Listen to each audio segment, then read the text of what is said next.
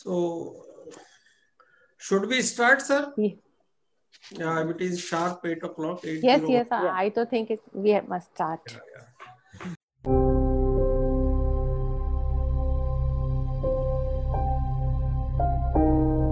It's in the first touch of bloom,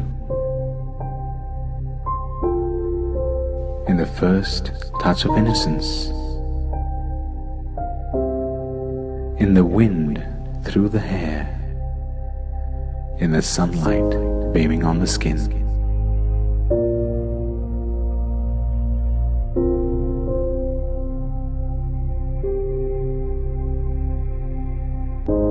Brinton.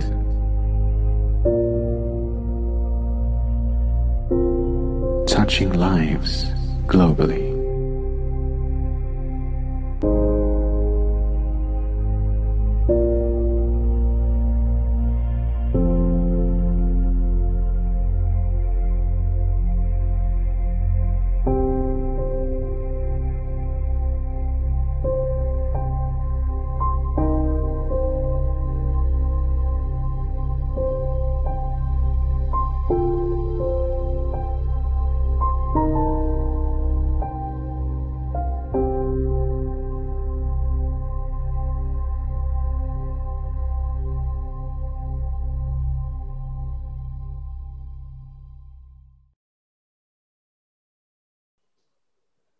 Today, we have our two eminent speakers.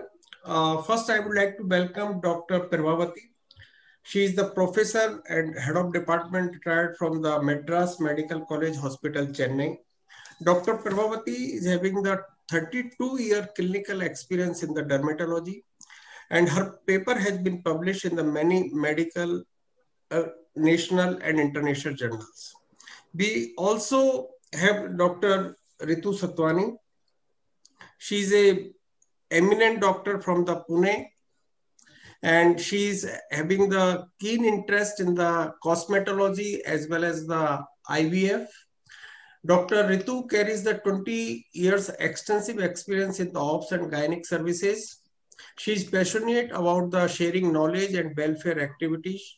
She is host and the keynote speaker of more than 1,000 plus webinars, summit, training session, and public awareness session. Dr. Ritu has written more than 200 plus articles and columns for the various health journals and newspapers. Dr. Ritu have earned various awards and recognition for her significant contribution in health and social care services. So welcome Dr. Prabhavati as well as the Dr. Ritu Satwani. Now I request Mr. Vijay Christopher, Director, Brinton Pharma, to have the welcome address for the group. Thank you, Gupta ji. Thank you for introducing it. Yeah.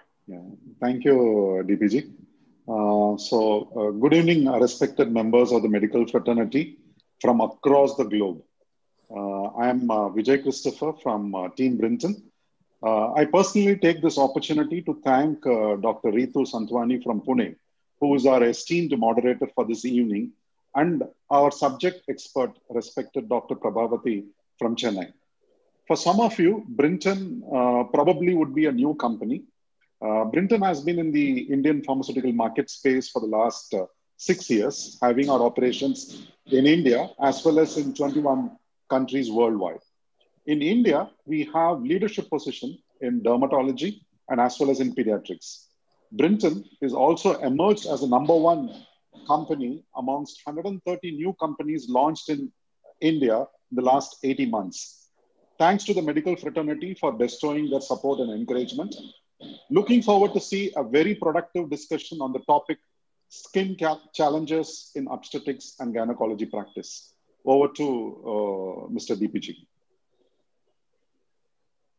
Thank you, sir. Thank you very much for your kind words and introduction of the Brinton Pharma to the group. Now I request Madam Ritu to take over the meeting and to moderate the entire session. Yeah. Welcome. Yeah. Thank you, Gupta ji, and thank you, Mr. Vijay Christopher. It's a pleasure meeting to you, all of you here. So friends, I hope all of you agree with me. A healthy skin mirrors the healthy body. So please write your comments in the chat box. How many of you agree with me? The discussion should be interactive, not monotonous. So I want everybody should be attentive in this discussion. So before I will take some question and answer, yes, I am getting the answers. So many persons are agreed. So before I will start taking the questions, with we all gynecologists having a lot of problems and dilemmas in treating the patients who are coming to us for the skin challenges.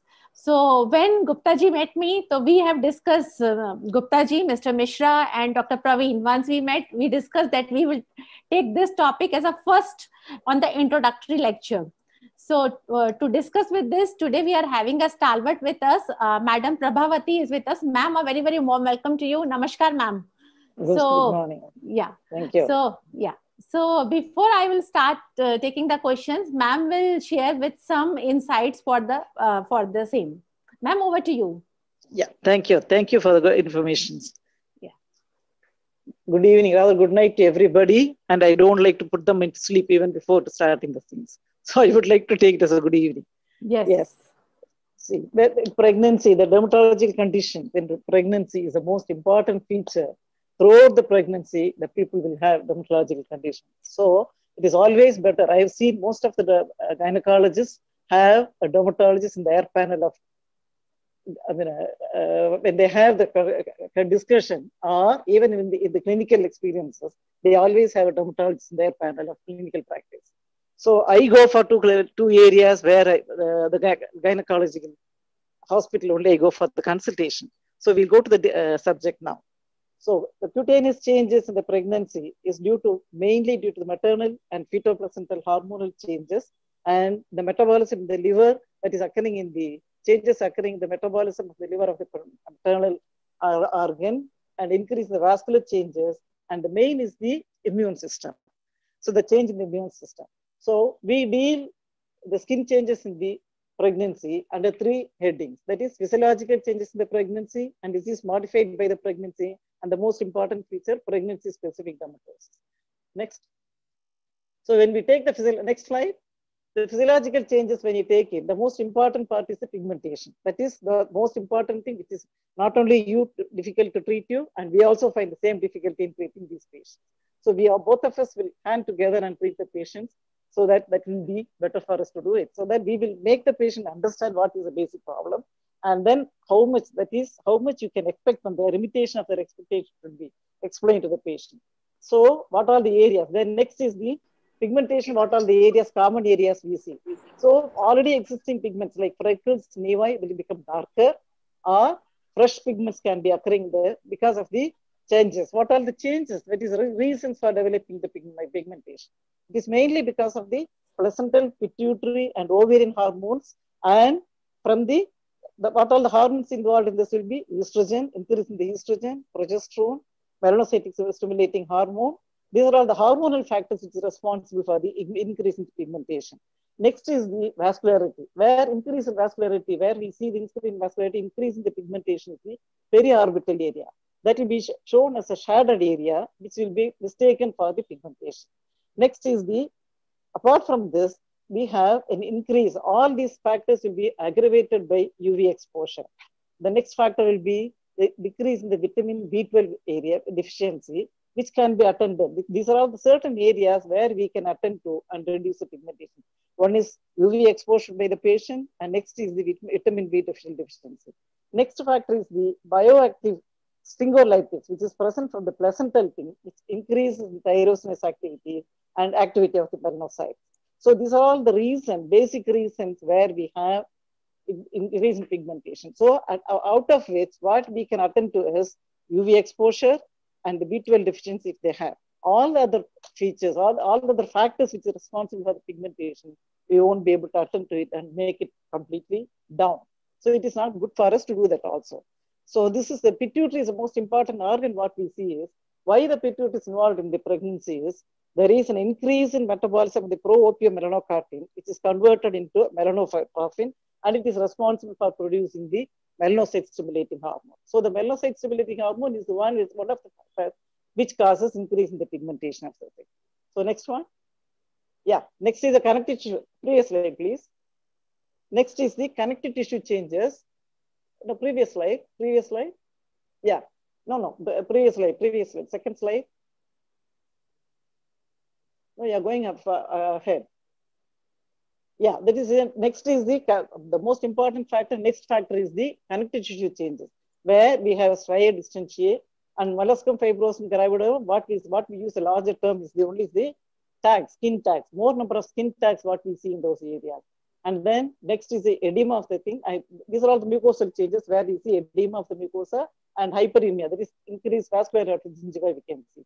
Next one, which represents which we call it as a pregnancy epulis, where there is a fibroblast proliferation and sees the swelling of the lips and the gingiva. So that we call it as a pregnancy epulis. Next slide. Yes, the vascular changes, all these changes, you all know that edema of the distal extremities, which is mainly because of the vascular dilatation and also the compression over the inferior vena cava thing. You see the edema of the legs. Spider angioma is nothing but where you see most of the patients, they come with the central pulsatile vessel with a radiating vessel running that. So this such type of vessels we see only during pregnancy. And then the palmar erythemas, varicosities of rectal hemorrhoids, and then cutis membranous, what we call it as a reticulated pigmented lesions, the vascular lesions, what we see in the leg. That is commonly seen again in the pregnancy. Next is the capillary angioma. Next slide. Next slide. And the glandular changes, most of the glandular changes will be only mainly in the eccrine gland and the sebaceous gland. Now, eccrine gland and sebaceous gland, apocrine glands are not actively involved in during the pregnancy. Eccrine gland shows miliaria, that is what we call it as a prickly heat. Dyshidrotic eczema, because of the lack of sweating, excessive sweating, see the dyshidrotic eczema. And the increase in the size of the sebaceous gland, what we call it as monopubital buccal in the breast area, we see that. Then because of the hormonal increase, androgenic increase in the hormone, you see the aggravation of the acne in these patients. Next slide. Next slide. Next slide, please. Yeah, the hair changes, you all know what are the hair changes we see there. Initially, you have a hirsutism, that is presence of hair, lot of hair, the patient feel they have a lot of hair over they will be very happy during the pregnancy, the hair will be retained for a longer duration because of the increase in the growth stage of the hair. And towards that is increase anagen. You have 3 stages in the hair development, that is anagen, catagen, and telogen.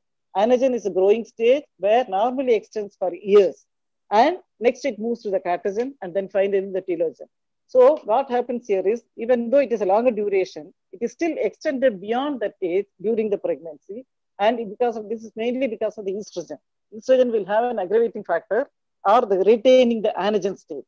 Then once it is delivery is done, once the pregnancy period is over, the estrogen level comes down. So the stage will be moved to the delayed anagen period will be suddenly changed to this. So the patient will feel loss of hair during the postpartum period. That is my main thing what we see. That is most of the complaint we come to see with the patients after delivery. The nail plate changes will be there. Onycholysis, some patients it's not a common factor. Onycholysis with loss of nail will be seen. But the Bewes line, that is a transverse line, what we see, that is a cessation of growth during that period of the pregnancy, which will be presented as a Bewes line, that transverse line in the nail. Next one. And now next is the diseases modified by pregnancy. The most common is the infectious disease.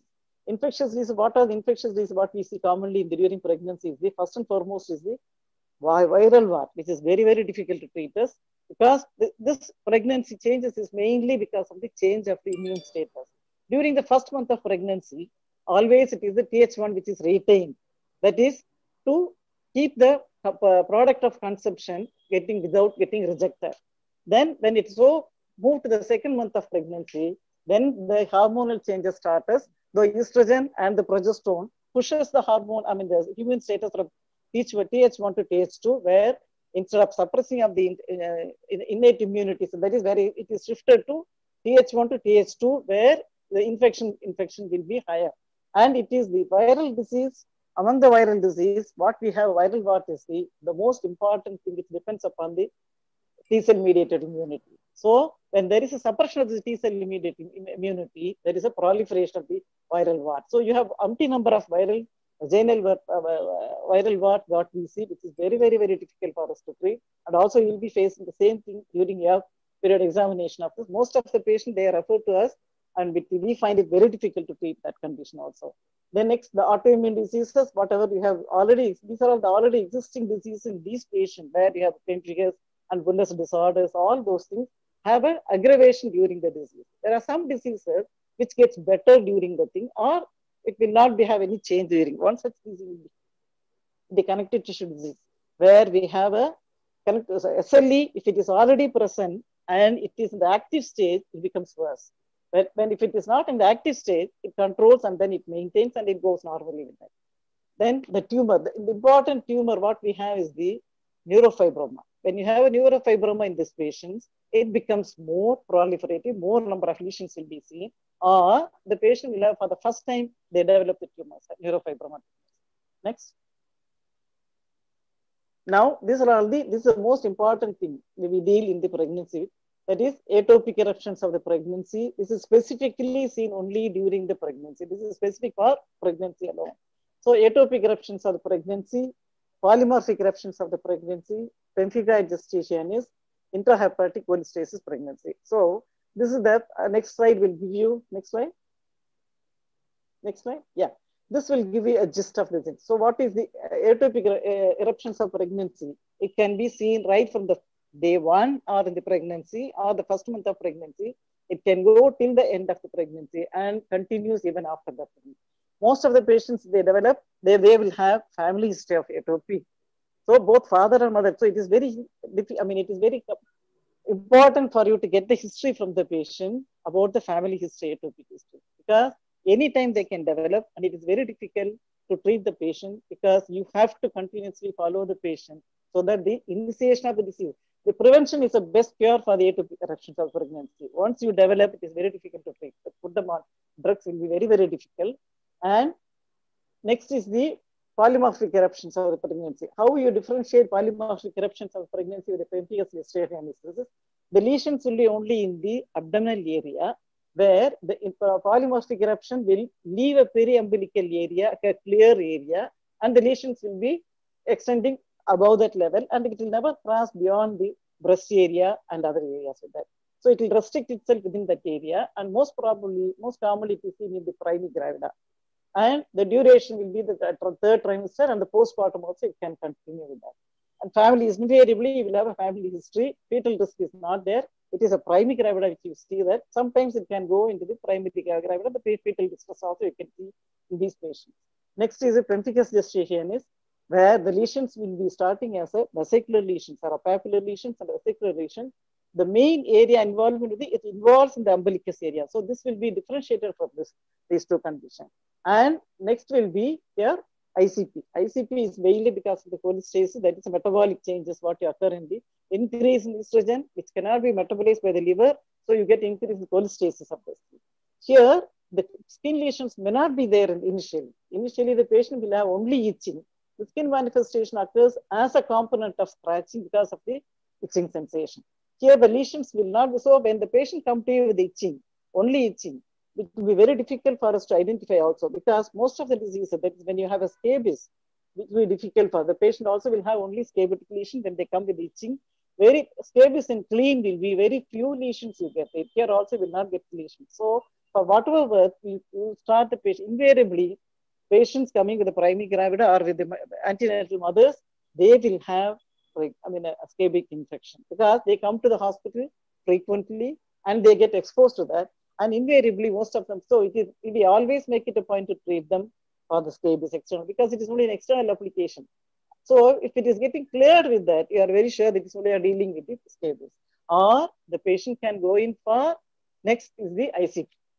So initially the patient will have only itching, and because of the itching, they get a scratching sensation over there. So the lesion starts over the palms and sole, whereas other lesions will not be seen anywhere else in this area. So the lesion starts in the palms and soles, and then they start excoriations, and all over the body they develop. So these are all the two conditions, that is pemphigus gestationis and ICP are the two conditions where we should be very, very careful in treating the patient because these two have prematurity, small for the age of the growth, neonatal blistering that can also have the child also can get transmitted the disease. So the child also will show the pemphigus like lesions.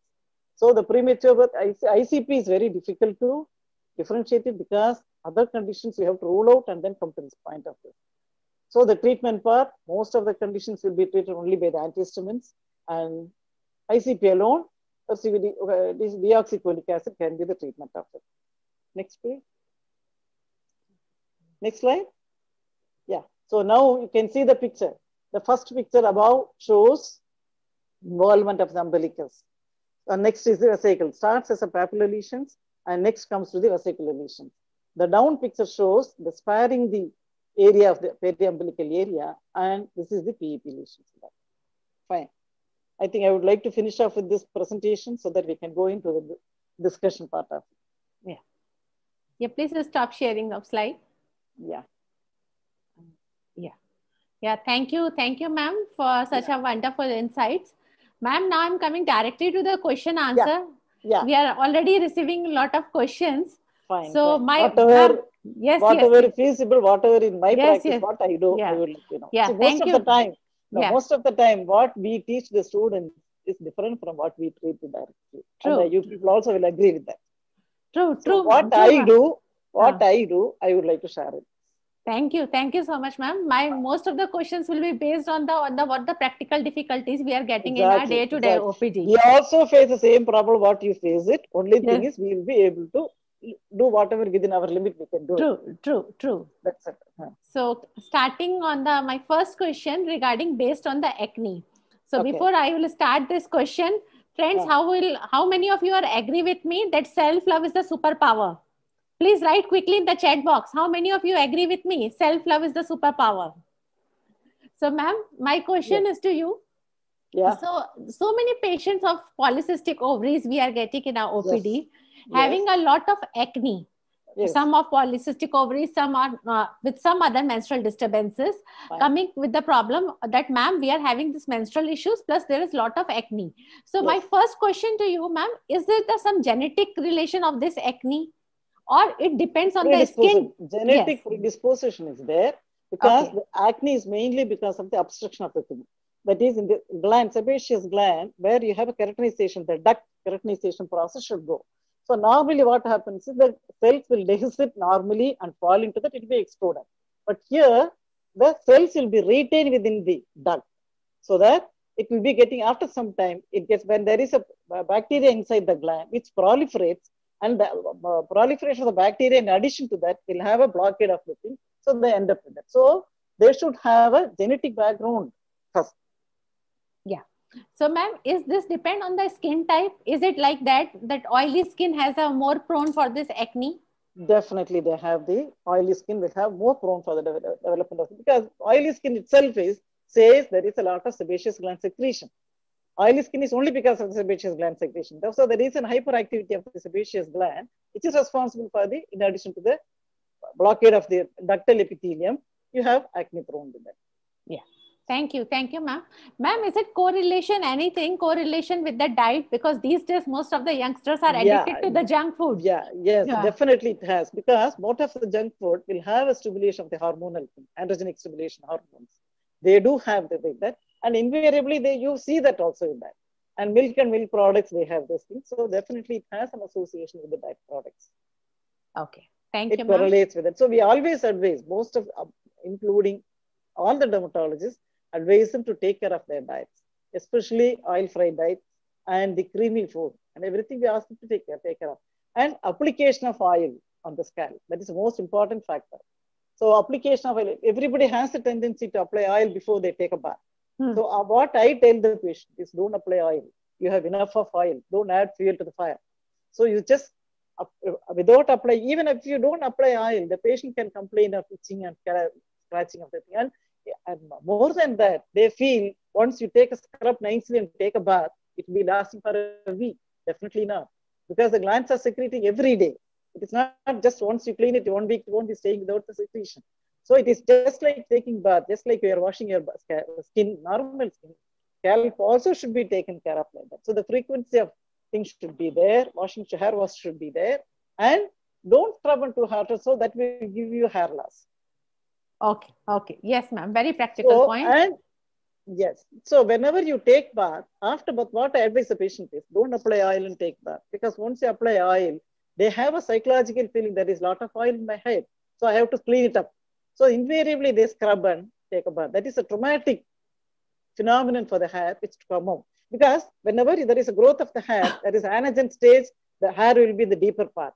As it goes to the next stage, it comes to a more superficial part. The size of the hair follicle will be the same. Only the hair will be thinned out. It will be like lying a tooth in the socket, lying old age. So whenever you scrub and take bath, the hair will come out. That is why invariably the patient complains of hair loss after taking bath.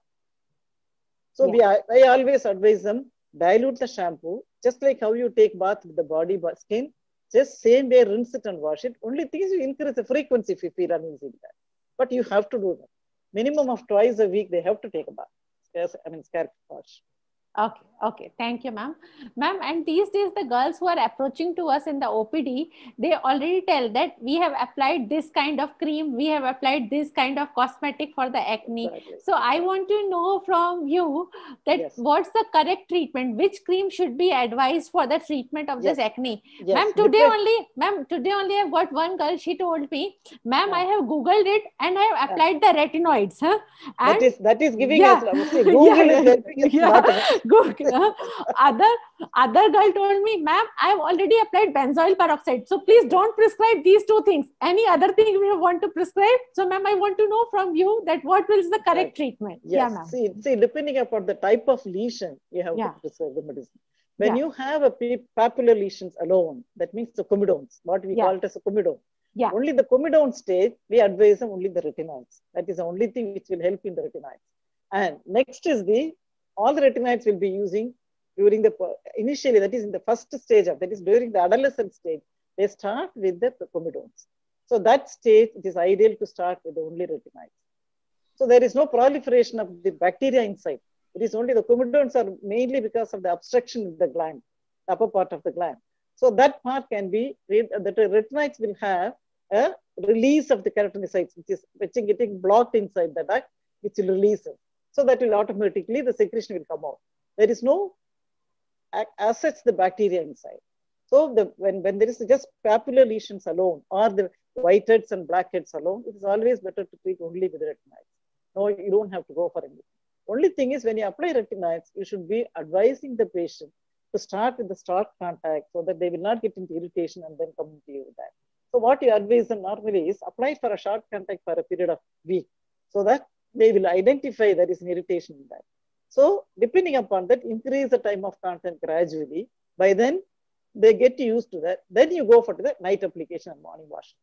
Then next day morning, depending upon the dryness, they can use a moisturizing cream, but which should not contain any oily preparations or anything with that. So a mild moisturizing cream can be used with that. Or next is when you have a typical pustular lesions with that. That means you have a underlying. So first lesions, when we say we just treat it only with retinoids and no antibiotics, systemic antibiotics. The next stage when they come, you need both, you have to tackle both the obstruction as well as the bacterial proliferation. So you need to put the patient on antibiotics. So antibiotics and topical application together. So what I normally advise them is, if they have a combination of the retinoids with the clindamycin, antibiotic and antibacterial cream together in the evening, and next day morning, depending upon the sensation or the feeling, you can decide whether you need a moisturizing cream or just leave it alone with that. Next is whenever you use retinoids, it's always better to use a sunscreen in the morning because that is what you should always make them to understand that, because the retinoids will take away the skin. That's a peeling of the skin will be there, and the thing will be, the epidermis will be thinned down. So the sensitivity to sun will be more. So you always advise them to have a sunscreen next day morning. Yeah. Thank you. Thank you so much, ma'am. So here I also want to emphasize a very, very important point, as madam has just also mentioned, the application of sunscreen, but sunscreen is advised to repeat after every 3 to 4 hours. Usually the girls, it is always better. See, depending upon the type of sunscreen what you use. Yeah. If it's only a reflector, it will stay longer. So the zinc cream containing sunscreen alone, if you use it, it will stay for a longer duration. And the micron is the particle size of the thing. The micronized particle, as you use it, it stays for a longer duration.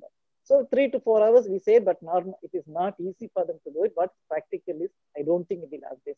It is not that the whole day they are going to stay in the sun. So whenever you go with that, and after that, I don't think it is necessary to do that. Ma'am, in that theoretically, we talk all those things. Yeah, practically, whenever we advise, I always tell my postgraduate students also, before you advise, you sit in that chair. Don't think you are always sitting this side chair. You also will have to sit on that chair before you advise. So what is feasible, what is practical, you have to tell the patient. True, so ma'am. Invariably, they say, when you say that patient, whenever the photosensitive patient comes, they say, don't go exposure supply. So I tell them, so you sit at home, these people will work for you and give you the money to say that. So that is not the way you advise. What is feasible, how you can take care of it. That is the way you need to go about that. So what the same way you explain to the patient. That's it. So ma'am, in this you advise of this sunscreen of SPF 30 or 50. Which one is good? And why? Yes, 30 is the ideal thing. It is by increasing the SPF, it is not going to make any difference, much difference in that. So it is not going to increase the duration of action also. So whenever you ideal, for our country, 30 is good enough for us to take it. It's not necessary that you need to go further with that. See, only for the diseased condition where you have an SLE, where you have a photosensitive dermatosis, you need to go for a higher SPF. Otherwise, normal skin, you need to have only one SPF. Yeah. 15 to 30 is good enough. Okay, ma'am. So friends, I hope you have got a very good take-home message from the madam's conversation that SPF 30 is good enough. If any of you have any difference of opinion, let me know that. I'll also learn. I'm ready to learn from that. So nice of you, ma'am. Huh? Ma'am, my next question to you, for this acne, which kind of peels are good? This is also a very, very common query in the youngsters. They Google more than half things and come to us. Someone is saying salicylic acid peel is good. Some are saying glycolic peel is good. So I want to know your opinion, ma'am. See, whenever you advise the patient to use on their own, it will be always glycolic acid and kojic acid, whatever this is. True. When we do a peeling, you need to go mid peeling level. That is the TCA peel, salicylic acid peel. So deep peels will not be useful for any of those conditions. So superficial peel and mid peel, these are all the things what we can use it with them. Patients on their own, they can use a glycolic acid, whatever is available, azelaic acid. These are all the things they can use it on their own as topical application. And then when we use it, TCA, trichloroacetic acid, salicylic acid, mandelic acid. These are all the common thing what we use the peeling agent. Okay, ma'am. Thank you. Thank you so much, ma'am. Ma'am, my one other important query, is this acne is related to some hair color? These days, the girls are coming, they are using different colors for the hair. That has nothing to do with that. Because whenever we use it, one point what I've seen is, whenever you use a benzyl peroxide, that will have a bleaching effect also with that. So like when you apply hydrogen peroxide over your hair for a cleaning area, the patient will come to you with a bleached hair. So the benzyl peroxide, whenever you use it, it is an addictive effect for them. Post-inflammatory pigmentation much less when you compare it to other tretinoin or any other material agents what you use it. So benzyl peroxide will have an added effect apart from the treating the acne alone. Post-inflammatory pigmentation part also will be much less. Thank you. Thank you so much. Otherwise, coloring as such will not have harm anyway into the body. It is only the superficial part of the hair. And you are going to break, and you are going to have the problem only with the hair, not with the acne. Yeah. Thank you. Thank you, ma'am.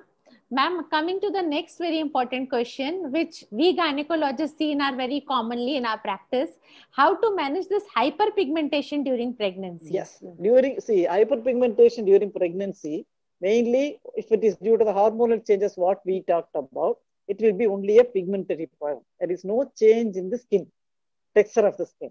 But in atopic individual, when you see the hyperpigmentation, there is thickening of the skin also. So you have to identify the pigmentation is only the pigmentation or along with the increase in thickness of the skin.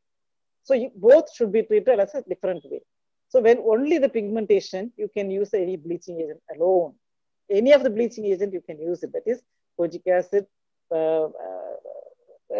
We will not like to use hydroquinone during pregnancy. Yes. So all the other components we can use it with that. So all those bleaching agents we can use it with that.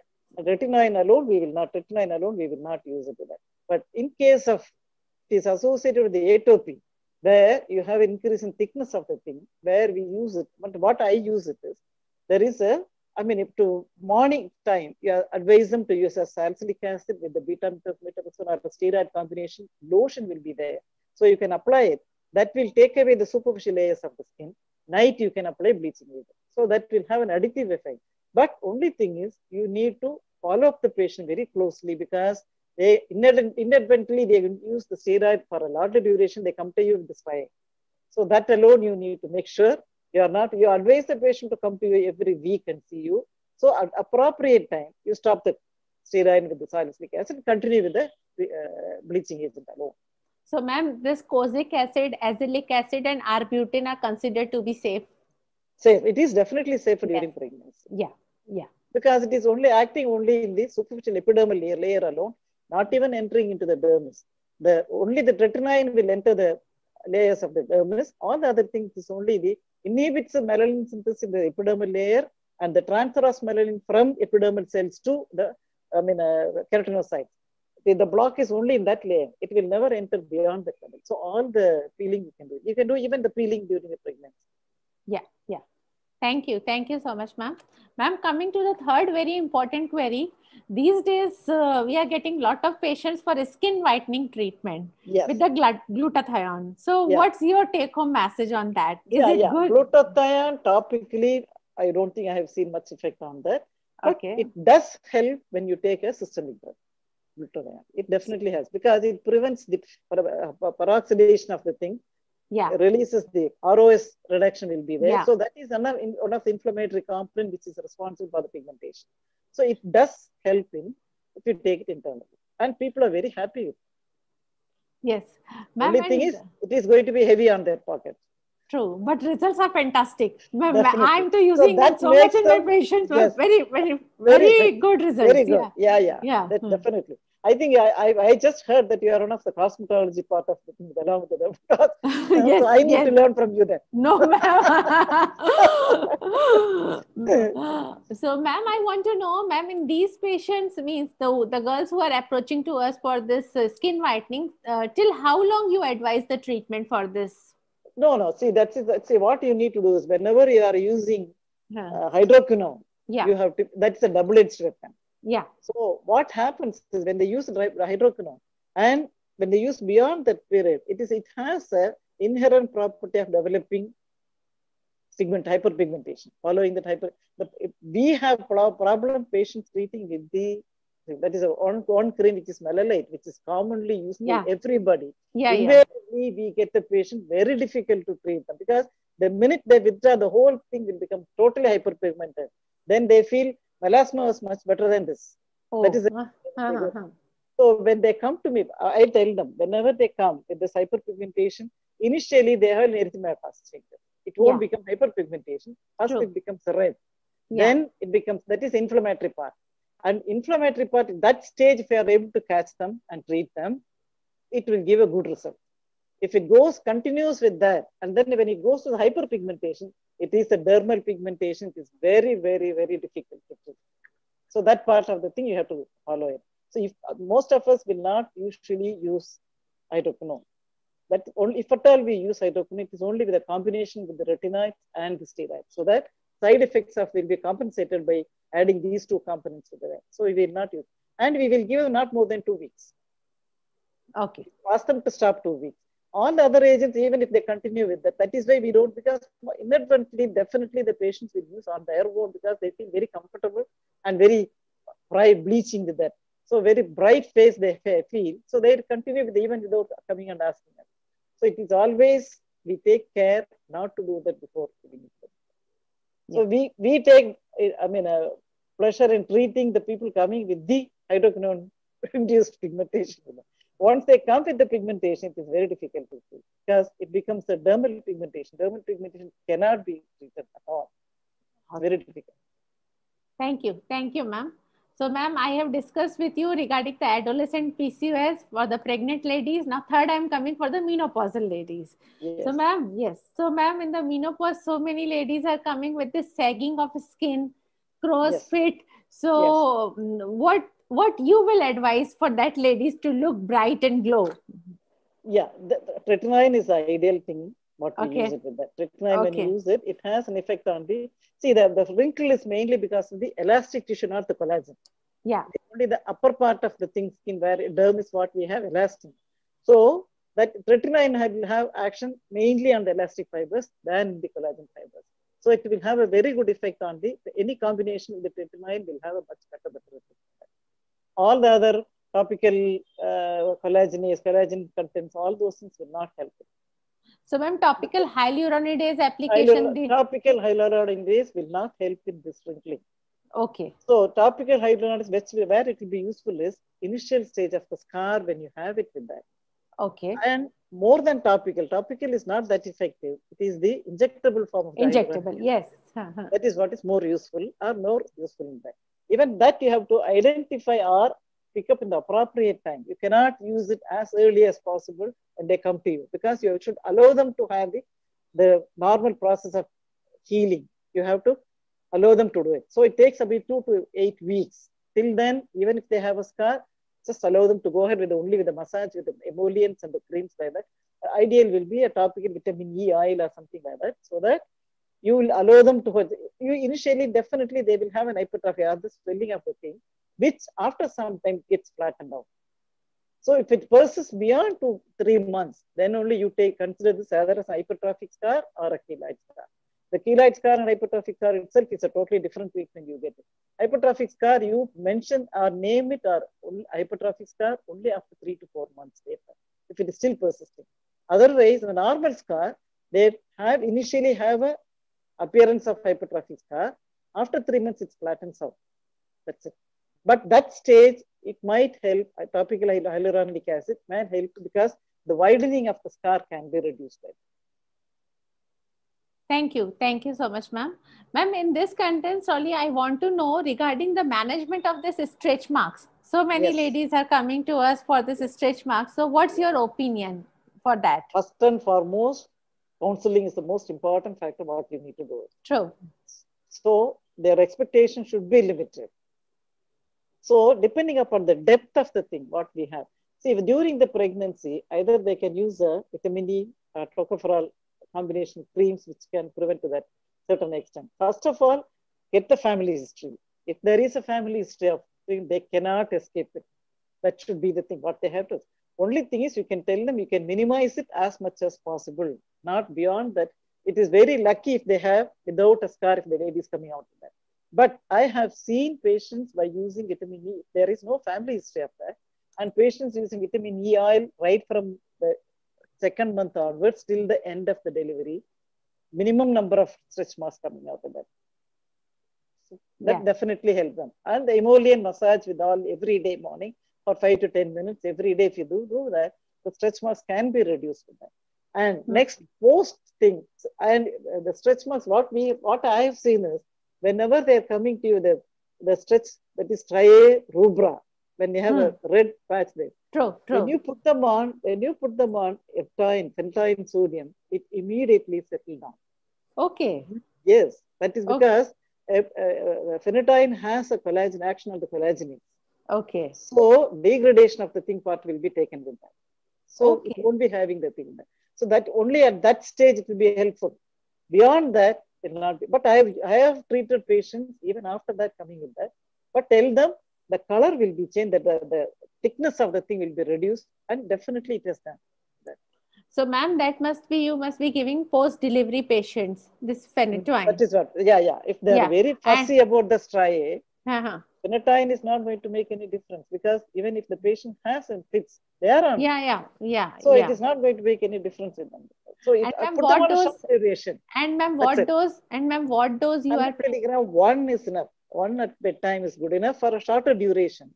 Okay. And you observe the patient. Once it comes subsided, then stop it. Then maintain it with only topical. This is only for the fussy patient where they don't understand in spite of the counseling. Otherwise, I don't use that. Okay, ma'am, these days make them understand. This is the minute you write phenytoin and send them, the pharmacist will tell them you need to have fits. True. So you have to explain to them, and this is what it is given. And if he is willing to take it, you take it. Otherwise, just ignore it, so that you are safe in doing it. Yeah. So, ma'am, these days so many companies have come with the use of this topical hydrolyzed collagen for Yes. this. So, what's Yeah. your experience for that? So again, this hydrolyzed collagen will be useful only in the injectable form. And to a milder extent, maybe during the early months of pregnancy when they use it, the limitations are there with that. Maybe you can have the stretch marks with a deeper, may become a very superficial part of it, but still they will have the mark with that. I don't think you cannot prevent it with that. Yeah. Thank you, ma'am. Ma'am, as just you have mentioned regarding about this keloid scar. So, ma'am, Yes. ma'am, what's the role of this sodium heparin sodium for that? Keloid sodium heparin will not touch anything. Okay. Even if an hypertrophic scar, you can try, but it's not done anything. So they use contractobax initially. That is the initial stage. When you have a post-operative scar, that stage, if you use them, maybe you can be useful to that, but not beyond that. Okay. Keloid is already formed a fibrosis in that. We find it so difficult to inject itself. And even what we have found out in the keloid is initial stages, you need to a cauterization or a chemocautery or a topical steroid or aptine, the same thing. So within 1 week, it becomes softened. Only then you can inject the triamcinolone itself or the steroid itself. And the silicone gel sheet as such will be useful after injection of the thing. If you don't after use injection steroid, of, ma'am, after injection of the steroid, long-acting steroid. Okay, triamcinolone with along with hyaluronic. Yes. Ma'am, triamcinolone along with hyaluronidase we can give? Not necessary. Yeah, you can give it, but not necessary. Just the triamcinolone alone, using the insulin syringe, you put in that. Initial stages, you will not be able to enter in at all. So you need to make it soften the tissue. So either you do with the carbon dioxide cryo or treat it with the aptine. Most of the time I treat it with the aptine, so that within 1 week or 10 days, maximum 1 week or 10 days, the tissue will become softened where it will be easy for you to enter. Then after the injection, I will never allow them to buy a silicone gel sheet before putting the injection. It has no meaning. It doesn't do anything. So after the injection, you advise them to use it. At least ask them to use it for 6 to 8 months continuously. Definitely has done a good job. Okay. So, ma'am, you have a good results with silicone sheet in these patients. Not on the gel. Okay, with the sheet you are having a good result. Ma'am, actually I am having no experience for that, because for the keloid, I usually give this triamcinolone and hyaluronidase. And if also the results is not coming, I am giving the PRP injections. The fantastic results I am giving. That's This is a PRP. If it is not responding to this, next option will be PRP. Depending upon the patient's thing. PRP, you have to be heavy on their pocket. So you need to wait for that. So maybe you get a patient where he can make it.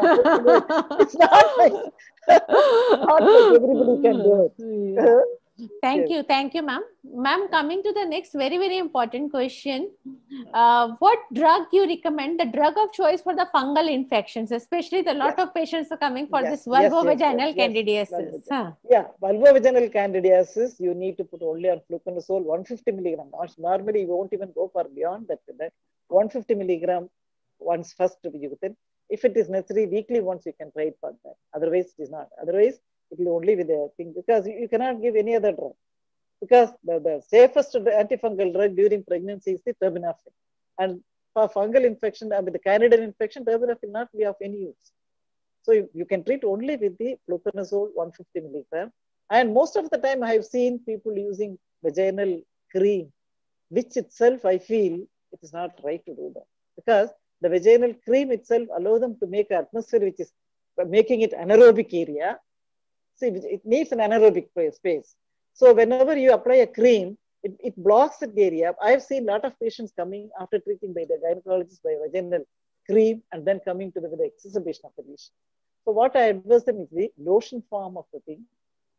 Even you can apply intravaginally, it is not going to have any problem. So you have to advise them to use the local lotion with that systemic drug, fluconazole. You cannot get any other drugs beyond that. Ma'am, your experience with itraconazole? Itraconazole, that is the only drug which now we are responding. I don't think any other, all the other drugs are nothing like now. Okay. And And number of days what we treat, initially what we say it's only 2 weeks, 2 weeks and 1 month it extended. Now it is getting extended to 2 months and 3 months because the epidermal changes, that is from the basal layer to the stratum corneum, it takes 3 months. So the stream of, it can enter into the epidermal layers, that is the dermatophytic infection, get into the epidermal layers of the deeper part of it. When you treat only the superficial part, it will appear the main problem is the compliance of the patient is the most important factor for the resistance of the fungus, what we have seen so far. It is not the drug which is resistant to that.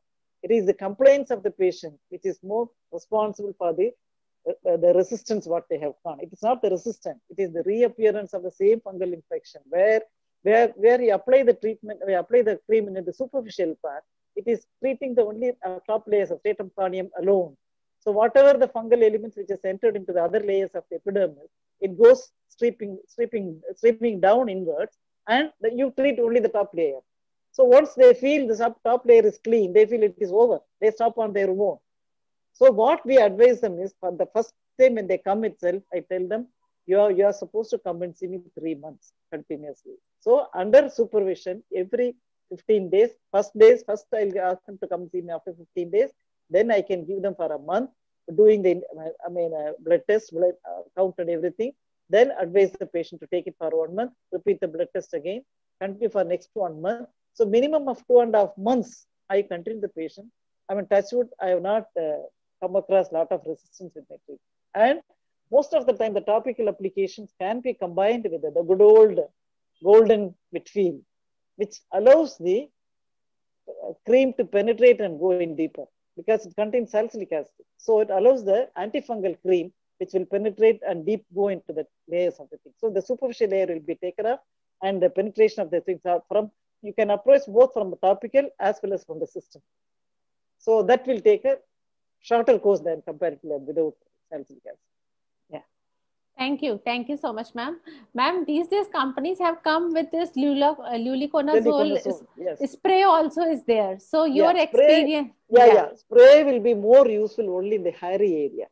Okay. And when you have, when you want to apply a larger area, you can use it. Otherwise, hairy area is the only area where it will be useful with the spray. Otherwise, it's not useful for all the other areas. It is not a spray.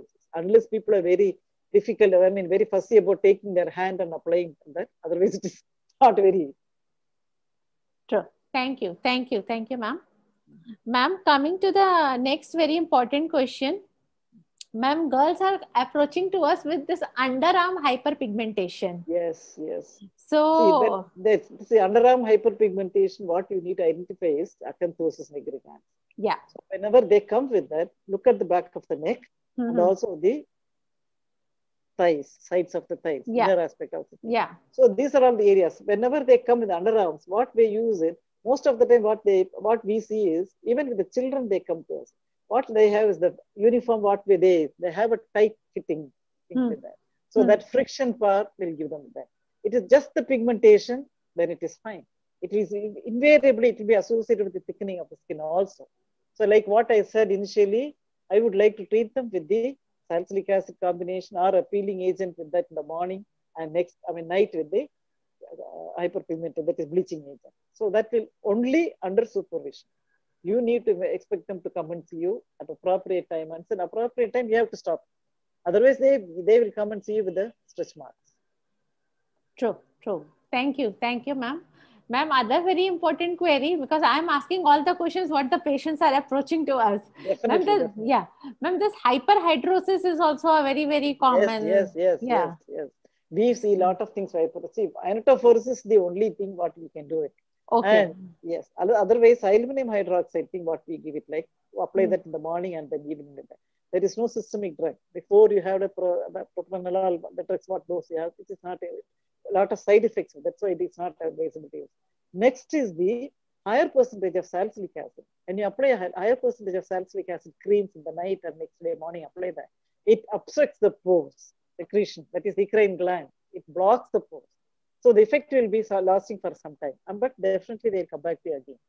So you have to advise them, tell them, and the most important part of the treatment will be ionophores. Okay. Thank you, ma'am. Ma'am, coming to this atopic eruption of the pregnancy. Pregnancy, yes. So, ma'am, there are some studies have come regarding Yes. the role of this probiotics Yes, yes. for the topical application Yes, too. yes. So, what's your take-home message No, for it that? is just come into market probiotic topical creams. Yeah. Probiotic, as such, probiotic systemic drugs I have seen it is really very useful in atopic pregnancy. Probiotic topically, it is only depending upon the infection part of it. If they have an infection with that, you need to treat them with that. But most of that comes with the emollient part. It's not the probiotic alone. It is the emollient part which is more helpful than the probiotic. Topical probiotic, it is not that safe and that useful like systemic probiotic. But definitely systemic probiotics in atopic, it has help. Okay. Okay. Thank you, ma'am. Ma'am, in contest to that, the other question is that which antihistaminic is preferable in the pregnancy dermatosis? Yes. The first trimester pregnancy, no antihistaminic. Yes. Throughout the thing. That is, when you put the patients on first trimester, there is a structural malformation will be there. Yeah. And when it is going towards the end of it, the functional malformation will be there. So depending upon that, we can decide. And so far, the most of the studies are done only for the first generation of antihistamines.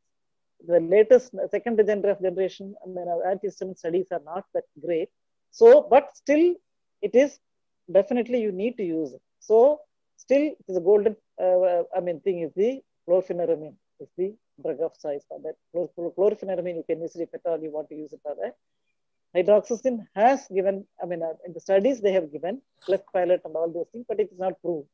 So chlorpheniramine is the drug of choice even today. And as far as the thing is, the second generation is loratadine, because we have been treating. A lot of people comes with urticaria and then we have been treating, even though there is an off-label thing.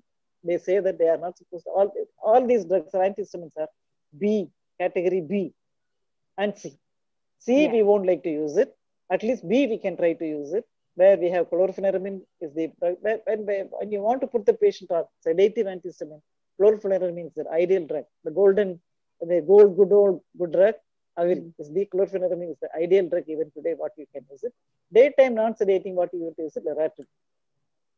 Yeah. Fexofenadine will not touch. We will not use fexofenadine for that. Yeah. Thank you. Thank you so much, ma'am. Ma'am, coming to the other question, we are seeing some patients of this herpes labialis and genital herpes too. Yes. That's the most difficult thing what we also treat with that. Yeah. So the first time when they are coming with that, it will be such a painful condition. Yeah. Definitely the primary herpes is a very, very, very painful condition. Yeah. Where we need to put them on acyclovir. There is no question about stopping acyclovir. And the advantage of giving acyclovir is it will be acting only on the virally infected cell. Yeah. It is not going to act on the other thing. And the only side effects what we see is the renal. Crystallization of the drugs in the renal. So we advise the patient take lot of water, and the benefit of taking the side effect of the thing and the effect of the child, fetal malformation, definitely you take the side effect of the drug is much better to have that. So it is always better to start the patient on acyclovir. And when you get herpes simplex, the difficult part is, see, when you are getting varicella, you don't have any problem. One course of drug, it is over. But whereas herpes simplex type 1 and type 2, when you get it, it is very difficult because of the recurrence of the disease, recurrence of herpes. So we advise the patient, there are two choices for the patient. One is, if they are smart enough to identify the symptom, because before the eruption, they feel the tingling sensation. The next day, they develop a lesion. So if they are able to pick it up at that stage, the topical, and immediately you start the drug, acyclovir, can be controlled. Within 2 to 3 days, it will be getting controlled. If you are not smart enough to do it, you have to put the patient on everyday dose of acyclovir. That is the only way. And during the first pregnancy, first trimester, definitely it is very difficult because the child is going to have a congenital varicella syndrome. So you have to take a choice. Yeah. Thank you. Thank you so much, ma'am. I think what all the queries I am having, you have cleared. You have cleared. Hope I have done some justice to them. No, of course, ma'am. We are enlightened so much by your knowledge. So, ma'am, because as today we have kept our topic restricted to the skin challenges in obs and Yes, gynec practice. yes, yes. Soon we will organize some other section when Brinton team is ready for regarding the hair and nails also. I think that is also very, very important. That's also take an entire session. Yes. So, ma'am, we can take some questions we have received online. Yes, definitely. Yes, ma'am. Yes. Ma'am, this is a question. I think this you have already answered. The drug of choice in antihistaminics. Yes. Yes. Dr. Sharda Mishra has joined. Yeah, thank you, Dr. Sharda, for joining. She is writing, sunscreen reduces the vitamin D synthesis. Not. We need exposure of the vitamins to get the vitamin D for a very shorter duration. That is in the, and your exposure is somewhere after 12. I mean 10 and 12. So you need only the early morning vitamin sunlight is necessary for you to develop vitamin D. Yeah. If we have a deficiency of that. Yeah. Other question is, ma'am, by Dr. Arvind Anantraman. He is asking role of ceramides in stretch marks. More than ceramides, stretch marks is not because of the ceramide. That is, the ceramide is the epidermal content. Stretch marks is the dermal component. So it is only the elastic fiber. Ceramide is not going to help in stretch marks. Only the emollient part of it. Maybe when you continuously use it after some time, it blemishes, come down a little bit, and it has no effect on stretch marks. Stretch mark is mainly because of the elastic fiber disruption. So ceramide is the component is only the epidermis. So it has no function on the dermis. Yeah, thank you, ma'am. Ma'am, one more question is there. Just a second, I'm checking in the chat box. No, these are not questions. No, I think, ma'am, we have wind up with the questions. If there are any questions on the Facebook and YouTube, Dr. Praveen, if you can share, that will be good. If any questions are there. I think most of the questions are overlapping already. It was happening in the discussion actually. In discussion part, there are many questions has been covered. Similar questions also featuring in Facebook as well as YouTube. Okay. And even our meeting is streaming in LinkedIn also. Great. Yes.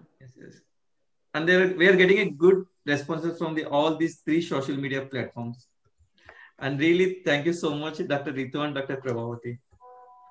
Thank you, ma'am. Thank you, ma'am, for enlightening all of us by your knowledge. I have done at least little justice to my. Ma'am, why are you saying so? No, but I am not very happy with that because I am not able to go into the depth of the subject. For 1 hour program, we can take this much as yes. Even when I was talking, I couldn't go beyond that. I thought I wanted to stop immediately and then come out of it. Yeah. Anyway, that's nice. Anyway, nice meeting you. Nice talking to you. Same here. Yeah. So thank you very much, madam. Especially Dr. Prabhavati, Dr. Ritu, and all the other doctors who have spared their valuable time for today's Eva Care program.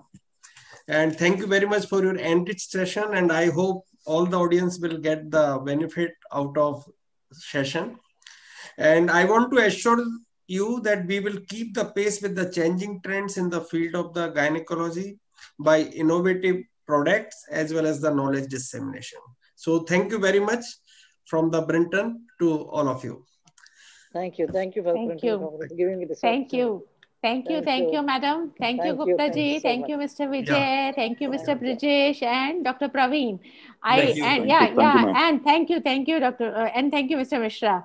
So I think we will end with the quote: "Where there is a woman, there is a magic." Hope all of you agree with me on this. Yes. Right quickly, yes. So with that, we will wind up for the today's session. For the next session, please stay tuned. We will come soon with the information. Bye-bye. Yes. Yeah. Thank you. Good night. Thank you. Good night. Good night.